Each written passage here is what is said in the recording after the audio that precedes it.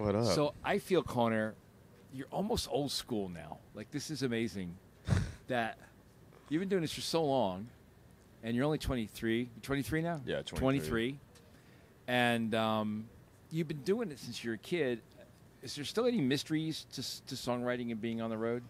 I mean, it definitely loses some of the charm along the way, but it's still the beautiful chase, right? Especially as a songwriter. I mean, that's the heart for me. That's what made me get into music, and every day's different. There's no place in the world like being in a writing room on those days when you realize a song that's actually special is coming. Mm-hmm.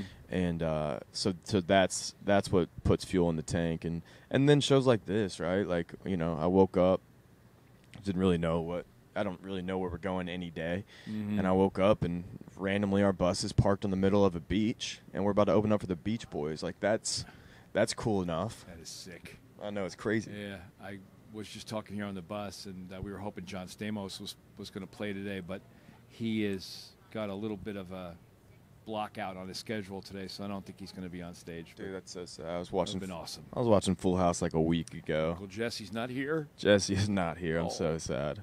Oh man, but hey, you can even learn from guys like the Beach Boys, right? I mean, I would hope so. Yeah, that's amazing. Talk about songwriting for a second. Zach Crowell, Ashley Gorley, you were a songwriter. So when you go into a songwriting session with those guys, Yeah. now you have your notebook, right? Sure. But when they open up their notes, are you just like, whoa? Yeah, it's like, I don't know, man. Like, it's like hitting in the batting cage with Barry Bonds, right? Like, you're going to get better. So I was 16 when I signed to those guys. And, Ashley has written every country song that's ever been put out. How many number ones do you have? About 70. I was going to say He's 60. at 70. 70, yeah. Like, unbelievable. Like, to be a, like, unhealthy rich person, you have 30. Like, if you have 30 number ones, you're a ridiculously rich human being. So That's imagine imagine having 70, right? That's healthy rich. Yeah. Either way. And so as a 16-year-old kid, I obsessed over songwriting my whole life, and then to get thrown in rooms with those guys, and then when your name's attached to guys like Ashley and Zach that are kind of vouching for you, it gets you in rooms with all the guys that were heroes of mine, and it made me so better. And that's awesome. Every day you're just trying to learn a little something.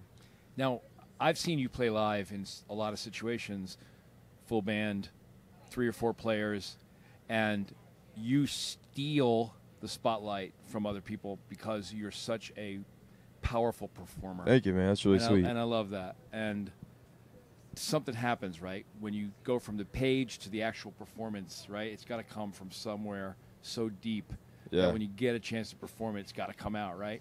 Yeah, man. There's something magical about being a performer and being on that stage. I remember my first ever show. Funny story. I was 17. It was in Atlantic City with Kane Brown and Sam Hunt. And this is like $35,000 for like a beachfront thing. I'm 17. I'm going into my senior year of high school, like full on, and this was through Zach, right? Because Zach has produced all the Sam stuff, and so we got these 2 shows this summer, and I remember like shaking in my boots, nervous, and never played with a band ever, and now I'm gonna step out in front of 35,000. And I remember being so nervous, and then I remember, like it was yesterday, walking on that stage, singing the first line, and every bit of nerves was gone. I'm sure. And or you hit that first guitar lick. Yeah, and there's something that just comes over you. And since that moment, I've never gotten nervous because there was this level of just confidence of like, for one, what's the worst that can happen, right? Like, even if you mess up in a show, fans love that even more. Sure. And so when you're able to kind of get that confidence on stage and performing, you're able to focus on the crowd, focus on giving energy, focus on just giving all you got. We got an hour today, and so I got an hour just to give all of my energy to the people that are out there.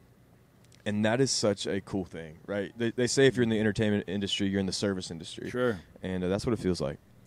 So you mentioned a little baseball thing and a little bit of nerves when you're performing. I saw in your bio that you played in the Little League World Series. Yes, sir. I didn't know that about you, and I thought that was pretty interesting. Like, is there a correlation between what happens in performance on the field or what happens in performance on stage? There is. There's a funny saying that is actually pretty true. Every musician wants to be an athlete, and every athlete wants to be a musician.